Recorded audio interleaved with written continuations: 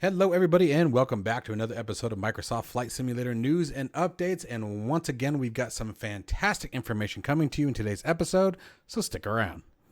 If you are interested in acquiring any of my Overkills tutorial guides for Microsoft Flight Simulator, please consider joining me on Patreon. Patreon subscribers level tier 2 and above have access to all of my guides, as well as any future updates and future guides that will be coming down the road. Link to Patreon can be found in the description below.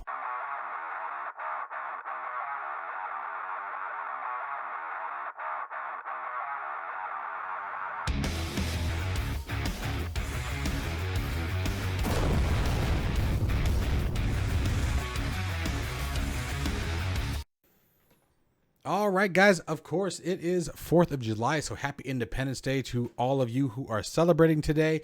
Please remember to be safe and keep yourself out of harm's way, and those that you love, be very, very smart tonight. No drinking and driving. Okay, now let's get on with today's news. We finally have some further information on the much awaited A2A Simulations Comanche 250 from Microsoft Flight Simulator, and we're getting some cockpit imagery finally. These are absolutely fantastic. I cannot wait to get my hands on this aircraft. This aircraft is going to be one of those ones that I think that is going to take to the skies very, very often. I'm really digging on the prospect of this aircraft. Oops, didn't mean to hit that button. But it is looking very, very nice. As you guys can see, the details are right on par with this particular aircraft. I cannot wait to see this one. This is exactly the kind of aircraft I'm looking for. Funny enough, I think the thing that caught me the most off guard here was the radio stack being on the left side. I don't think I've ever actually seen that before. So super excited. It's going to be something completely different. It makes perfect sense in a sense. And then on the other hand, it's like, well, what happens if, again, you lose the pilot? I couldn't imagine being in the co-pilot seat and trying to reach over and navigate the radio. So, I mean, it does and it doesn't. At the same token, all of your flight instruments are more easily accessible and visible to both pilots. So it's sort of like one of those like darned if you do, darned if you don't kind of situations. But it is looking wonderful. I cannot wait to get my hands on this aircraft. It is going to be so much fun. The Comanche is such a cool aircraft.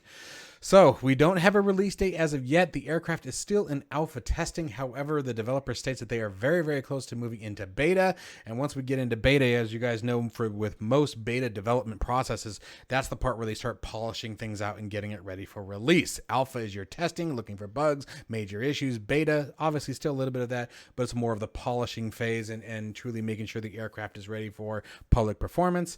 And so we are getting close. I cannot wait to have this one in the hangar.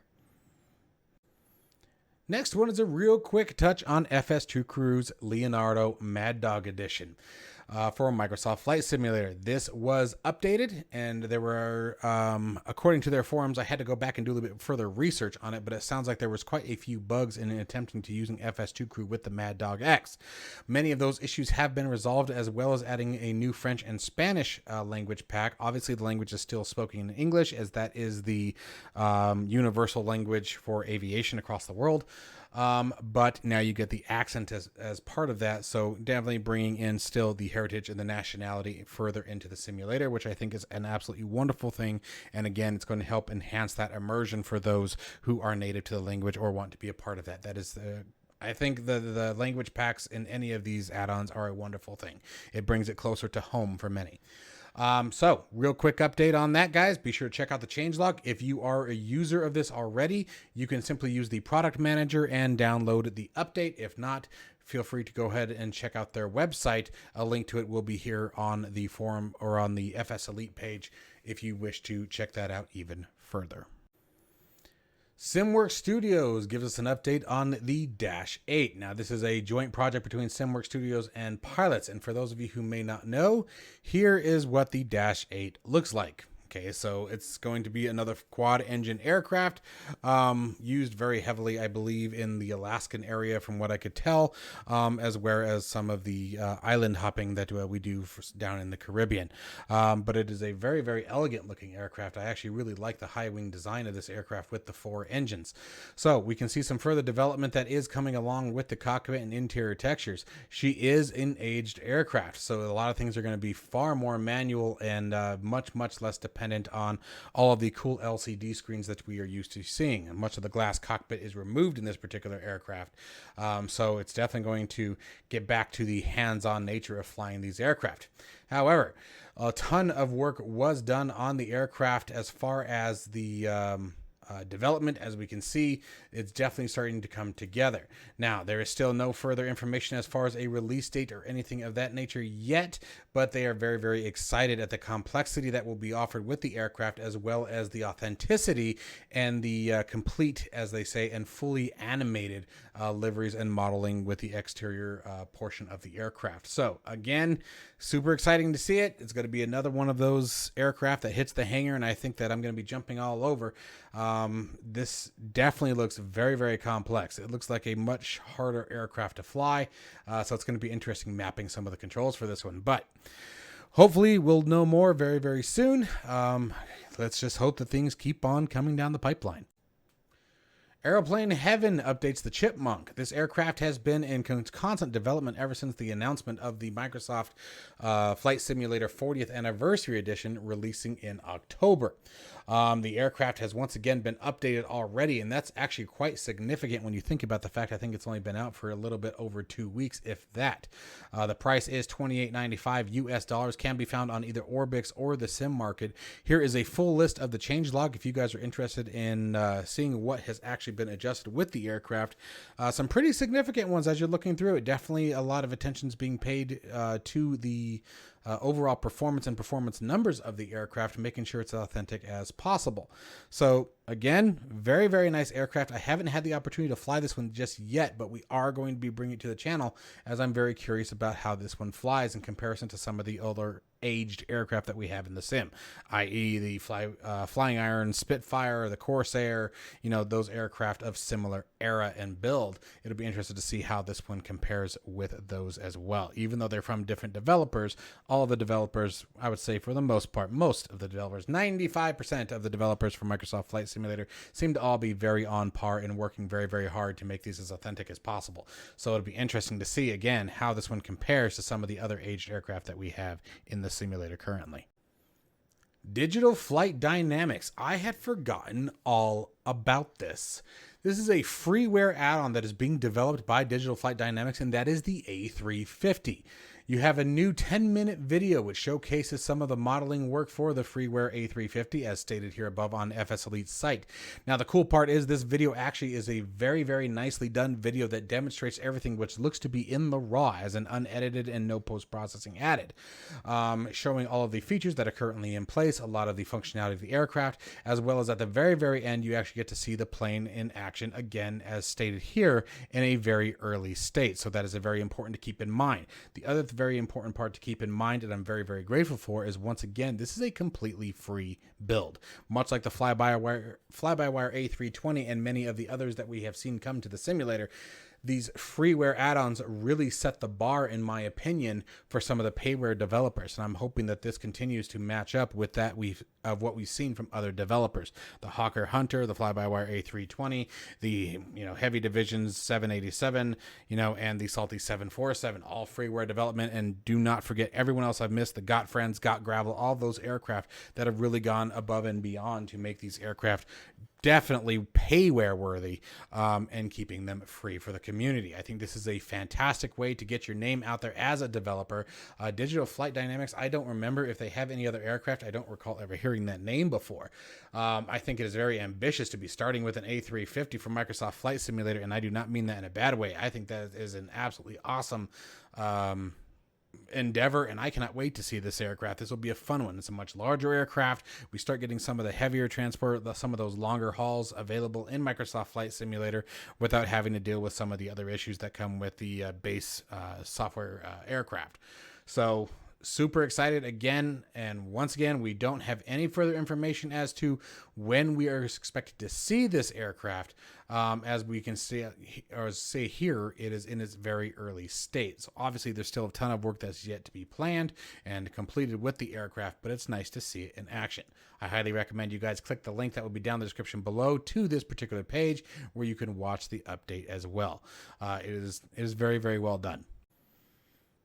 Our team over at Milviz is at it yet again. This aircraft was announced a very long time ago, and I think I had, again, forgotten about this one as well. But the 737-200 series is one of the first versions of the 737. Very old. You're not going to find any glass cockpits in this particular aircraft. I can promise you that much right now. This aircraft has finally seen another big hit in the progression. As far as Nolanor, I hope I'm saying that correctly, an owner of the 737-200 series aircraft, was super generous and gracious and allowed us full access to the plane, and even started up, did full flaps, spoilers, slat, engine check, including reversers, and we recorded everything, quote unquote, from the Milviz team. Super exciting, and that is a wonderful piece of news. We know that Milviz has absolutely no trouble developing a very high quality aircraft for Microsoft Flight Simulator. Everything they put out thus far has been absolutely on par with the expectation of Microsoft Flight Simulator, and I cannot wait to see this one come out as well. This is going to change the game when it comes to the 737 series, in my opinion. Again, all of the bells and whistles and things that we are used to, for example, from the PMDG series, which are fantastic, all of those are going to be gone in a 200 series 737. Everything is going to be steam gauges and manual control, and obviously still has the autopilot system, but even that you're going to find it's going to be significantly different than what you're used to. So this should be very, very intriguing to see this one come to the simulator. Again, we don't have anything as far as a release date as of yet, but it's definitely coming down the line, and this is going to be, I mean, just look at even the nose, everything from the nose to the engines, it all looks so different. It's such a stubby little plane, so skinny, if you will, or not skinny, what's the word, short, I guess, in comparison to the other 737 series aircraft that we're used to seeing in the sim. So again, a lot of excitement coming down the line, guys. Next up is a big gripe that many of us had when it came to the release of the aircraft carriers in Microsoft Flight Simulator, and that was that they didn't move. However, G.Skill's moving aircraft carrier mod and add-on makes it to Microsoft Flight Simulator. You can find this on FlightSim.2. The developer here, this is his first release. This add-on is completely free, and he was able to overcome many of the issues with the SDK limitation, and was able to not only create a moving aircraft carrier scenario, but also full catapult launch ability, and even a startup process available on the carrier itself. These are absolutely fantastic. I cannot wait to try this one out. It is going to be coming to the channel this week. I have downloaded it. There is much more to this particular add-on than what you're going to see necessarily here in the article. I do recommend that you guys go and track this down over on FlightSim.2's website. I think it's on the main page right now. And make sure you read through the post very, very carefully, because there are a bunch of keybind commands that will make launching and recovery on the aircraft and just managing the aircraft in general while on the carrier significantly easier. He has done a wonderful job drawing out all of the instructions. The carrier exists in multiple locations around the world. Primarily, you're going to find it around the different coastal areas of the United States, but again, multiple locations. So very, very cool, very, very awesome add-on. I think it would be neat. What I'm going to do first time on the channel is we're going to do a land-based launched and simulate a transfer to the carrier is what we're essentially going to do, is the process we're going to try to follow. And we're even going to try to do the full overhead brake. So we're going to actually fly the carrier pattern. So we're going to see what that's like, and super excited to see that, because that was a big one. I really don't have a problem with the Hornet or any of the naval aircraft being in Microsoft Flight Simulator. Again, nothing beats the real world scenery, being able to fly over your own home in an F-18. Obviously, that is an awesome experience. And then being able to do things like the Mach Loop, Star Wars Canyon, and be able to do them, you know, according to what's really out there. You know, that's one of the things that DCS, for example, does not offer. And the reason why I mention DCS is because it's very often stated, no, if you want fighter aircraft, go to DCS. It depends what you want to do with that fighter aircraft. I'll tell you what, if someone can figure out how to do AAR, or air-to-air refueling, in Microsoft Flight Simulator, that could be pretty cool too. But anyway, G.Skill, absolutely wonderful work. Thank you for your hard work and dedication to our simulation hobby. This is a major improvement, and once again, it's awesome to see these developers overcoming the limitations of the SDK, much like we saw when the helicopters were first launched to the simulator. Once again, these developers continue to just pull things out of God knows where and make it work for the rest of us. And again, this add-on is completely free and will be found on FlightSim.2. With the mentioning of the moving carriers, it's important to mention this next one at the end, and we have the Flying Iron Simulations previews, the F6F Hellcat. So the Hellcat was one of the last fighters to reach production in World War II for the United States, and it was a badass, incredibly maneuver, incredibly high-performing aircraft, and obviously a naval aircraft. So what did Flying Iron Simulations developers do? Well, they took to J-Shrike's add-on and did some approaches on the moving carrier using the F6F Hellcat. Here's a screenshot directly from the simulator. You can see the tail hook in action. Oh, well, here. Now you can see the tail hook down and in action. And this is going to be exciting once again. I hope we see this for the Hellcat. I hope we see it for the Corsair. There are plenty of aircraft that we can take advantage of this new feature. And Flying Iron Simulations wasted no time using this as an opportunity to showcase their new aircraft. I cannot wait for this one to hit the sim. I am absolutely going to be jumping all over this one. I love the Warbird series aircraft that have hit the simulator so far. They really are fantastic. I have no problem with the Spitfire, the Hellcat, the P-38 Lightning, the Corsair, any of those aircraft touring around your hometown, tour around the countryside in one. I mean, you can't beat it. You just can't. Guys, the simulator is really starting to come to life in 2022. We have so many changes, so many things that are coming to light with this new year. I really hope that all of you have a wonderful evening. I hope you're just as excited about all of this stuff as I am. Continue to watch the channel as I will continue to give you guys updates as the updates become public.